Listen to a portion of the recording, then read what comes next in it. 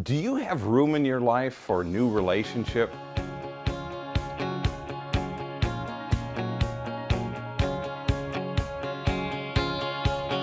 I've discovered that the longer you're single, the harder it can be to let someone new into your life. For example, I've been divorced for nearly 11 years. I have become fairly set in my ways. I have certain routines, specific places that I put things, and some fairly rigid ideas of how things should be done. When you get to this point, you could be closing the door to some great relationships because you've become inflexible in your ways. Is my way the right way and the only way of doing things? There's more than one way to skin a cat, as they say. That's a lesson I've been taught several times in my life. Many times we get short-sighted and can't see beyond our own imagination. This usually happens because we've become so used to doing things a certain way, our way. We were taught how to do things a certain way, and that's the only way we know how. Why change now? I'm doing just fine. It took a French foreign exchange student to teach me that I could take the silverware basket out of the dishwasher. Until then, I was making 2 or 3 trips to the silverware drawer with hands full of knives, spoons, and forks. A clothing salesman taught me how to keep my dress shirts whiter by simply wearing a t-shirt underneath. These are very simple things that made my life easier. Doing things differently can lead to much better relationships. Nobody likes to have their world turned upside down, but that's exactly what a new relationship can do if you're too set in your ways.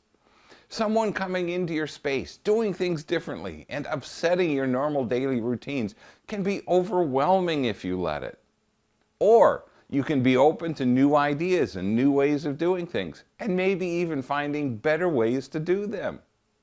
Are you using inflexibility as an excuse to avoid a relationship? I'm too set in my ways. I don't have enough room in my closet. I don't want anybody messing with my stuff. Does any of this sound familiar? These are some of the things I hear from people that have decided it's too hard to start a new life with someone after a certain point. Actually, I think the problem is more about being afraid of change. It's so easy to get trapped in your daily routines.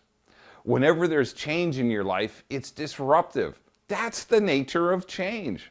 Sometimes it's a good thing to have your world turned upside down, at least temporarily. Letting someone into your life is a disruption. Let's face it, if you've been single for a while like I have, anyone that enters your life is going to bring changes. They're going to need closet space, space on the vanity, space in bed, and most of all, they're going to need your time. All of this is an adjustment. If you've been married, you've made these adjustments in the past. You can certainly do it again for the right person this time. When that right one comes along, I think you'll find that making space in your life will be much easier than you think. There's just a natural flow to your lives together. This isn't to say there won't be some bumps along the way, because there will. It's just that the whole process becomes much easier when you're with your soulmate. Each of you should be willing to be accommodating and attentive to the other's needs almost without thinking about it. Any couple can move in together and make it work for a while. It's the extraordinary couples that make it look easy. Before you get to the point of letting someone into your life, make sure you are happy. Make sure that you're at a point in life where you don't need anyone to make you happy.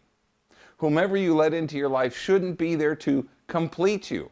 You need to be complete and happy before you get to this point. Your mate should be there to enhance your life. If you're not willing to try, you'll never know the incredible joy that comes from letting your soulmate into your life. I hope I've given you some food for thought to help you make healthier relationship decisions. If you have questions or topics you'd like me to address, please send your suggestions to rick@ricksoderbeer.com. For more personal guidance tailored to your specific needs, send me an email at rick@ricksoderbeer.com to schedule your free 30-minute consultation. Thanks for watching. Have a great and blessed day.